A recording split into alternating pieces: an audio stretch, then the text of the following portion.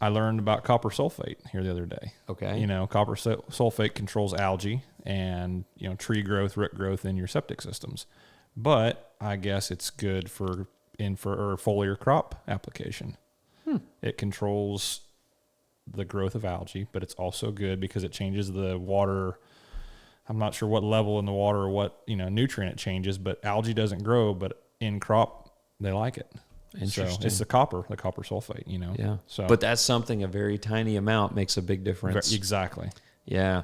Yeah. And so, gosh, so we're running out of time, but what I want to bring this full circle with, make sure you understand soil test, make sure you understand the sources that you're getting products for application, learn how soil cycles and functions as well. Don't think we just throw something on the dirt and it's going to grow. It might, but it might not be because you threw something on the dirt. Yeah. Come back to your organic matters. Yeah, it comes back to your 4,000 pounds of pelletized lime. Get a second opinion. If you think it sounds funny, go talk to somebody. Follow the money. Yeah, figure out Follow why. the money. So get a second opinion, talk to somebody, make sure that recommendation is legit. Because, and I'm not saying I did a little digging, and I think the guy that made that rec genuinely thought he was helping. Right. He's like, well, instead of ag lime, let's just do pellet lime. It's a little easier to work. And a lot of it was because you can apply it through a spinner spreader, and they had one. Okay, well, we'll just move to spinner spread to pellet lime. I legit don't think this guy had a clue.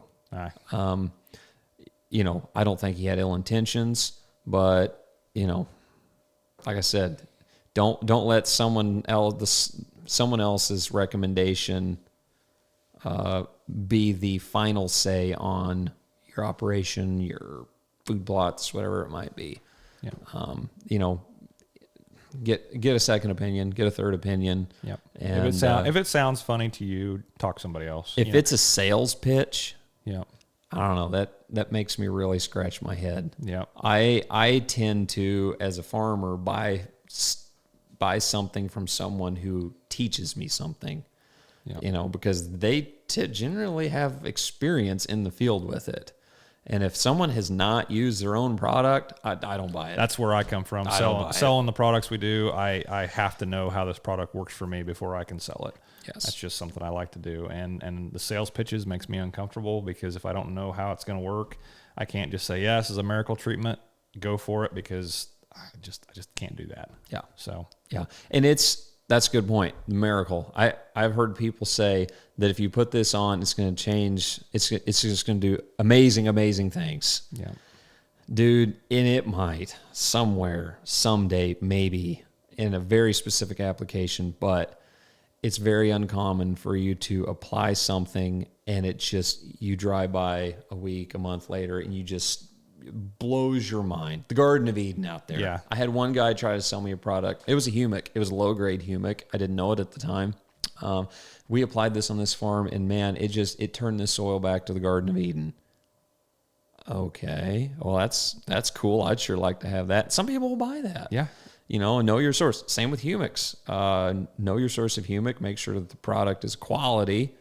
You know, and I don't know. I haven't found, I mean, even though there's a lot of things that improve your soil health, I haven't seen a complete quick fix. There isn't one. Everything takes time. There's no magic pill. There's no, silver bullet. It's a process. Yes, it is. As Stroberg says, we are building how does he put it? Building a program and a plan. It's okay, we're going to do this, and then we're going to do this, followed by this. And people want it all to happen in a day, a week, or a month. They don't want to think 1 year, 2 year, 3 year. Well, think of it from the wildlife side. We're talking food plots, deer plots. You put a bag of corn out there, are you going to have a 200-inch deer the next day? Probably not, unless it's a completely freak deal. But right. most likely you're not going to have Probably that. will on you, though. And, well, you'll maybe. have a 200-inch deer. Soil's the same way. It doesn't happen overnight. You're going to have to manage it, take care of it, prepare it. Be patient with it. Learn it. Yeah. Yeah. And ask questions. Be a student of it. Your dirt will tell you so many things. So many things. Yep. And don't think that you can fix something real easily. Oftentimes, in a lot of cases, you actually have to pull something, and that problem will self-correct. A lot of things are excess issues, Yes. things in excess. Yeah. Moron syndrome. Just dump more on. Yep. Yeah, the moron syndrome. But anyway, yeah, well, that's a little bit of food.